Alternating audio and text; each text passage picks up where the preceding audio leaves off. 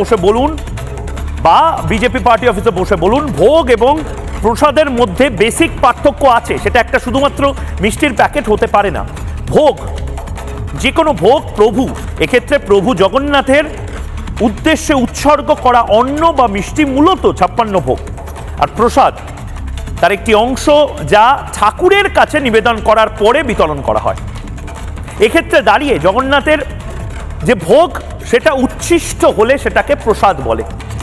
আর মহাপ্রসাদ সেটি সারা পৃথিবী কেন সারা জগতের মধ্যে একমাত্র পুরীর জগন্নাথ মন্দিরেই মেলে। তার কারণ জগতের একমাত্র খাদ্যপীঠ হলো জগন্নাথ দেবের এই পুরীধাম, একমাত্র উচ্ছিষ্ট পীঠ যেখানে স্বয়ং জগন্নাথ ও মা বিমলাকে উৎসর্গ করা ভোগ আমরা সাধারণ মানুষজন খান। দেবের ভোগ বিমলা দেবীকে পাঠানোর পরে আমাদের কাছে আসে।